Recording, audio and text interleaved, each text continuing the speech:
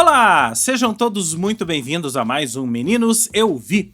Muito prazer para quem chegou agora, eu sou Rodrigo James, criador, roteirista e apresentador deste podcast sobre cinema, séries, documentários e tudo mais que o audiovisual mundial nos oferece todos os dias, mas que a gente não tem tempo de consumir nem 10%.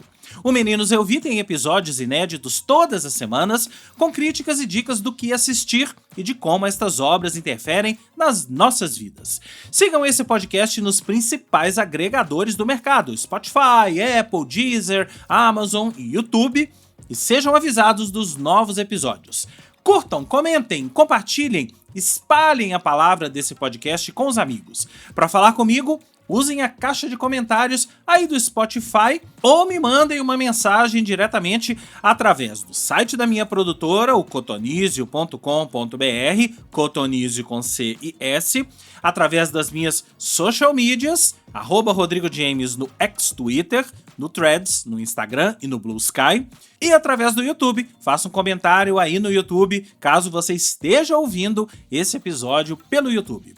E para terminar, eu tenho sempre que reforçar o convite para você seguir a minha newsletter chamada Mala, com notícias, críticas e uma curadoria de cultura pop e entretenimento que eu solto todas as sextas-feiras para os e-mails cadastrados. Para acessar e se cadastrar, vá até o malanewsletter.substack.com ou acesse aí as minhas redes que tem todos os links lá. Hoje vamos falar de um dos filmes mais esperados de 2024. Deadpool e Wolverine. I know I turn everything into a joke, but I care. I want to use that for something important. I waited a long time for this team up.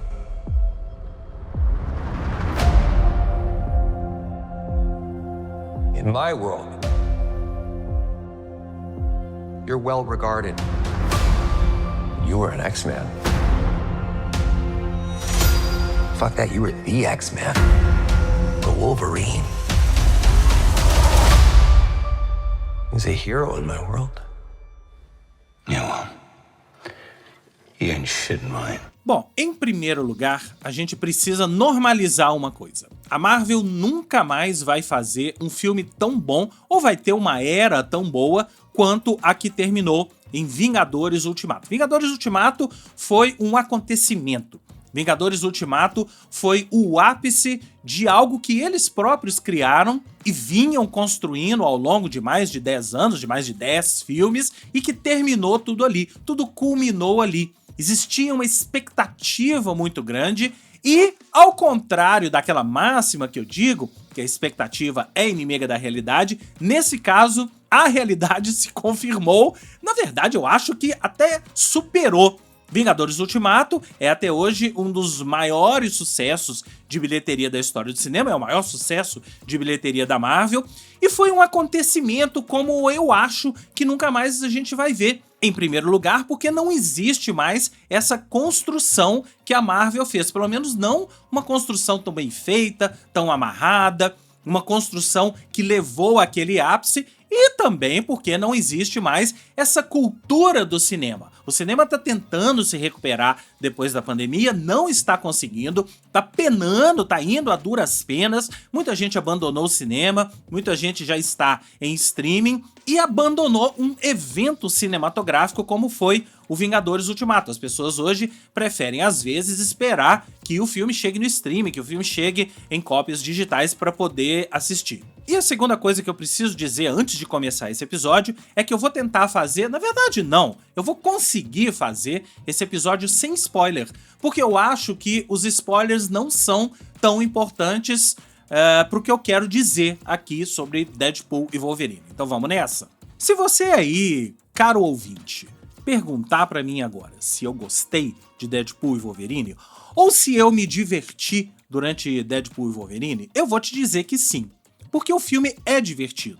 Se você assistiu aos dois outros filmes, em especial o primeiro Deadpool, que eu gosto bastante, você já sabe como é que funciona o personagem, ou pelo menos como é que funciona o personagem Deadpool no cinema. É um personagem do Ryan Reynolds que ele incorporou E o Ryan Reynolds talvez seja a melhor pessoa para poder fazer o Deadpool no cinema, e ele brinca com isso, inclusive, porque ele já foi o Lanterna Verde no cinema e não deu certo, parênteses. Mas ele se encontrou ali em Deadpool. Ele achou o ponto certo entre ação, entre humor, entre sarcasmo, entre fazer brincadeiras com referências de cultura pop, entre fazer brincadeiras com referências ao seu próprio universo. E dá pra gente dizer que existe uma espécie de Ryan Reynolds verso. Aquele filme Fall Guy, por exemplo, é um Ryan Reynolds verso, e outros filmes que ele já fez. O Ryan Reynolds tem esse humor, ele trabalha nos roteiros, o roteiro desse Deadpool e Wolverine é também dele, e ele tem um tipo de humor que eu acho até que foi aperfeiçoado ali do primeiro Deadpool, que ele vem trazendo desde então e vem dando certo. O primeiro Deadpool eu gosto muito, o segundo Deadpool eu gosto, o Fall Guy eu gosto, e aí chegamos a Deadpool e Wolverine. A receita estava pronta. Vamos fazer um terceiro filme do Deadpool, trazer de volta um dos heróis mais icônicos da Marvel. Muita gente pode até achar que é o herói mais icônico da Marvel, que estava, de certa forma, colocado em escanteio, em segundo plano, depois de toda a história da compra da Fox pela Marvel. Se você não sabe, a Fox é que detinha os direitos de todos os filmes do X-Men, do Wolverine e por aí vai. Esses direitos haviam sido comprados da Marvel pela Fox, e depois que tudo se juntou, Disney, Marvel e Fox, voltou tudo pro mesmo lugar. É tudo debaixo do mesmo guarda-chuva que é a Disney. E agora a gente tá vendo os X-Men serem introduzidos aos poucos no universo cinematográfico da Marvel. A gente já viu pinceladas disso em outros filmes recentes, mas não havíamos visto até então um dos principais personagens dos X-Men ser reintroduzido na Marvel como o Wolverine, agora em Deadpool e Wolverine. Mas aí, como trazer de volta o Wolverine? Porque pra quem assistiu Logan, e isso não é um spoiler, eles mataram o personagem lá naquele filme. Aliás, um filme belíssimo, dirigido pelo James Mangold. Então, pra trazer de volta, eles tinham que recorrer ao multiverso. E é aí que Deadpool e Wolverine vai sendo inserido dentro desse multiverso, dentro da chamada saga do multiverso da Marvel, que tá uma bagunça, né? A gente não sabe direito quem é quem, os filmes estão bagunçados, é por isso que fala-se muito na tal fadiga de heróis, porque a Marvel não tá sabendo muito bem amarrar as coisas, e esse é o momento em que a gente está. Deadpool e Wolverine é, de certa forma, o filme que foi criado para colocar uma ordem nessa bagunça. E qual era a ordem principal? Inserir o personagem Deadpool no multiverso, nesse universo cinematográfico da Marvel, trazer de volta o Wolverine e enterrar de uma vez por todas a Fox e todos os heróis da Fox e tudo que fez parte desse universo da Marvel na Fox. O intuito é bem interessante. Mas e aí? Como é que o filme se saiu? Eu acho que se saiu muito mal, mas calma, que eu vou explicar algumas coisas aqui. Eu me diverti no filme, como eu disse aqui pra vocês. Falar que o filme não é divertido, eu estaria mentindo. O filme é engraçado, eu gosto desse humor do Ryan Reynolds, eu gosto do personagem Deadpool, e ele me garantiu durante as mais ou menos 2 horas de projeção bons momentos, bons, engraçados. Eu realmente dei até gargalhadas com o personagem, com as situações, com as referências. Mas é aí que começa o grande problema de Deadpool e Wolverine. Se você não tiver acompanhado toda a história da Marvel, você vai perder várias referências. Mas tem um outro grande problema, que é o problema externo à história. Deadpool e Wolverine é um filme que faz muitas referências à cultura pop, e aí vai de cada um tá inteirado em cultura pop, em cinema, mas faz muitas referências ao próprio cinema, faz muitas referências à vida pessoal dos atores. Então ele é um filme quase que autorreferente. Auto não no sentido de referenciar o tempo todo o Deadpool ou Wolverine, mas todo esse universo. Você tem que entender todo esse caminho que eu acabei de explicar, a compra da Fox pela Marvel, da Disney, você tem que ter acompanhado isso tudo para entender as piadas. Porque, por exemplo, sem spoiler, tá? O tal do Void, que é o vazio, para onde vários personagens vão e vários personagens estão, é, de certa forma, o cemitério da Fox. E a gente vê isso lá, tem a logo da Fox, tem várias carcaças de navios, vários destroços de outros filmes da Fox, que se você não entender, que se você não acompanhar, você não vai captar muito bem o que tá acontecendo ali. Pode até funcionar para você entender que aquilo é um simulacro da própria Fox, é um simulacro da própria destruição, do próprio enterro da Fox e de todo esse universo, mas os detalhes, os easter eggs, você não vai pegar. Aliás, já deve estar cheio aí de site colocando todos os easter eggs, explicando tudo. Isso eu até acho que dá para você pegar lendo um site ou outro, não é muito importante para a história. E aí a gente chega nessa palavrinha, história. Qual é a história de Deadpool e Wolverine? É uma história tão confusa que eu confesso para vocês, eu tive que recorrer, e eu vou ler aqui um trecho da crítica que o Roberto Sadowski fez no UOL, que eu acho que aí sim dá pra gente entender. Depois de consertar os infortúnios de sua última aventura usando a máquina do tempo de Cable, Wade Wilson, o Deadpool, após uma tentativa frustrada de entrar para os Vingadores, pendura a fantasia e se contenta em ser vendedor de carros usados. Embora tenha rabiscado uma família com o núcleo que o acompanhou nos 2 primeiros filmes, inclusive a ex-namorada Vanessa, a Morena Baccarin, que, como bem diz o Roberto Sadowski, deve ter uns 5 minutos em cena, Wade segue descontente. De alguma forma ele sente que não tem nenhuma relevância no grande esquema das coisas. E aí batem à sua porta agentes da Autoridade de Variância Temporal, ou AVT, popularizada na série Loki. E aí vai um parênteses, se você não assistiu a série Loki, você não vai entender o que é a AVT, ou a TVA em inglês. Isso tudo é explicado na série e é trazido aqui pro filme. Fecha parênteses. Que o levam até um burocrata, o Sr. Paradox, que é o papel do Matthew McFadden. Nesse nexo de realidades, Deadpool é convidado a compor a linha do tempo sagrada, ou seja, o universo Marvel, como conhecemos desde que o Homem de Ferro deu o pontapé inicial em 2008. É a chance de ele finalmente fazer a diferença. Só que para isso é necessário que ele deixe o antigo mundo, junto com todos seus amigos, para trás. Para piorar, sua linha do tempo está se desintegrando a ser totalmente apagada. O motivo é a morte de sua âncora, um herói que se sacrificou de forma nobre e altruísta, o Wolverine, como mostrado ao final de Logan em 2017. E aí o Deadpool precisa correr com isso porque ele tem 72 horas, porque o Paradox te diz que tem uma engenhoca que vai acelerar esse processo em 72 horas, e ele traça então um plano desesperado, buscar um Wolverine em uma linha temporal alternativa para restaurar a âncora do seu universo, assumindo, claro, que o mutante escolhido tem alguma disposição para salvar o mundo que não é seu. É isso, essa é a história do filme. Isso tudo que eu falei é colocado talvez na primeira meia hora do filme, os primeiros 40 minutos. O filme tem 2 horas. O que acontece então na outra hora e tanto do filme? Nada. E é aí que mora um outro grande problema de Deadpool e Wolverine, mas que para muita gente, principalmente para os fãs ardorosos da Marvel, não vai ser um problema: o fanservice. Deadpool e Wolverine é talvez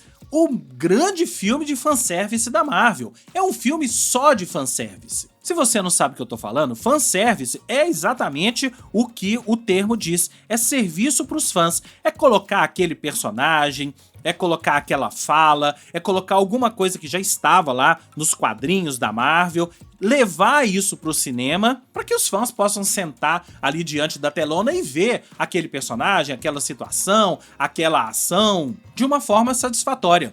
Eu não tenho dúvida que esse filme vai render muito em bilheteria exatamente por causa do fanservice, mas pra mim é pouco. A história principal, que é toda essa história que eu li aqui da crítica do Sadowski, ela fica perdida, porque a partir daí você tem um entra e sai de personagens que sim, são fanservice, e não, eu não vou contar aqui pra vocês quais são esses personagens que são trazidos de volta a esse universo do Deadpool, mas que lá pelas tantas eu me perguntei por que esses personagens foram trazidos. Sabe por que eles foram trazidos? Para o fanservice e para promover esse tal enterro da Fox, esse tal enterro desse universo Marvel na Fox que eu disse no início aqui do podcast. Então, sem entrar mais em detalhes, eu acho que vale recorrer ao que eu disse aqui no início. O filme é um grande enterro da Fox e uma inserção do personagem Deadpool no atual universo cinematográfico da Marvel.